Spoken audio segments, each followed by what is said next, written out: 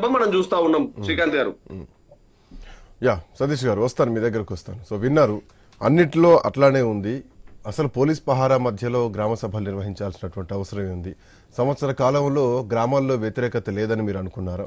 ఇందిరమ్మ ఇల్లు ఇవ్వాలనుకుంటే ఇందిరమ్మ ఇళ్లకు సంబంధించినటువంటి మీ దగ్గర డాటా ఏంటి? ఇప్పటికే సకల జన సర్వే మీరు చేయడం జరిగింది, ఇంటింటి సర్వే చేశారు, కులగణన చేశారు. దాంట్లో ఎవరు పేదలు, ఎవరు లబ్ధిదారులు, ఈ డీటెయిల్స్ అన్ని మీ దగ్గర ఉన్నాయి. మళ్ళీ గ్రామ సభలు పెట్టి మేము ఎంపిక చేస్తామంటే అందులో కొందరికి ఇస్తున్నారు. 10% మందికి వస్తే ఇంకో 90% మందికి రానటువంటి పరిస్థితి. అఫ్కోర్స్ అన్ని నియోజకవర్గాల్లో పూర్తి స్థాయిలో కట్టేటువంటి పరిస్థితి లేదు. కానీ ఈ ఎంపిక చేసే విధానంలో గ్రామాల్లో చాలా అల్లర్లు క్రియేట్ అవుతున్నాయి, చాలా వ్యతిరేకత మోపైతోంది. పోలీస్ పహారా మధ్యలో గ్రామ సభలు నడిపించుకోవాల్సినటువంటి పరిస్థితుల్లోకి ప్రభుత్వం వచ్చిందా? ముందుగా ఐ న్యూస్ ప్రేక్షకులందరికీ గుడ్ ఈవినింగ్ సార్. ఈరోజు పోలీస్ పహారాల గ్రామ సభలు ఏం జరగట్లేదు. సహజ సిద్ధంగా రాష్ట్ర ప్రభుత్వము ఏ కార్యక్రమం అయినా సరే ఒక దగ్గర ఒక సమావేశం జరిగింది అన్నప్పుడు పోలీసులు సహజంగా వచ్చి అక్కడ ఉండడం అనేది అది కామన్. అది లా అండ్ ఆర్డర్లో భాగంగా మాత్రమే పోలీసులు అక్కడ వచ్చి వారి యొక్క డ్యూటీని వాళ్ళు చేస్తారు.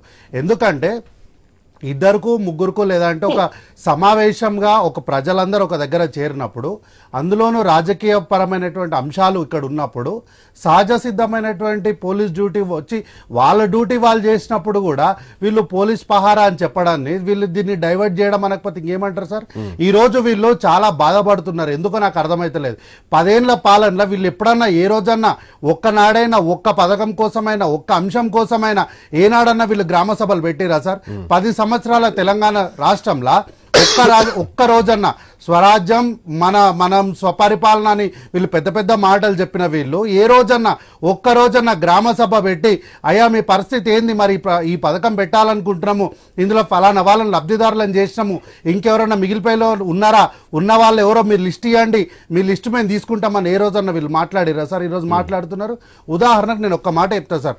ఈరోజు టీఆర్ఎస్ పార్టీ వాళ్ళు ఇంతగానో బాధపడుతున్నారు కదా, మేమేదో ఇంతకుముందు అద్భుతాలు చేసేసినాము, మీకు చందమామలు అప్పైపోతే ఈరోజు మీరు అవగాహన లేని పరిపాలన చేస్తున్నారని పెద్ద పెద్ద మాటలు మాట్లాడుతున్నారు కదా సార్. ఇంతకుముందు వీళ్ళు ఒక దళిత బంధు అనేసి ఒక దళారీ బంధు ఇచ్చారు సార్. ఆ దళారీ బంధు ఇదే మాదాపూర్లో, ఇదే మా షేరింగంపల్లి కాన్స్టిట్యున్సీలో ఉన్నటువంటి ఒక మాదాపూర్తో పాటు పలు ప్రాంతాల్లో ఎవరికి దళిత బంధు ఇచ్చారు సార్? ఒక్కొక్క వేలకు ఒక్కొక్క ఉంగరం పెట్టుకొని 5,000లకు 5 ఉంగరాలు పెట్టుకొని నెలకు దాదాపు ₹1,00,00,000 కిరాయిలు వసూలు చేసుకుంటూ ఇంట్లో దాదాపు 5 నుంచి 6 కార్లు ఉన్న వాళ్ళకు వీళ్ళు దళిత బంధు ఇచ్చినటువంటి చరిత్ర వీళ్ళది. ఈరోజు వీళ్ళు కాంగ్రెస్ పార్టీ గురించి మాట్లాడుతున్నారా సార్?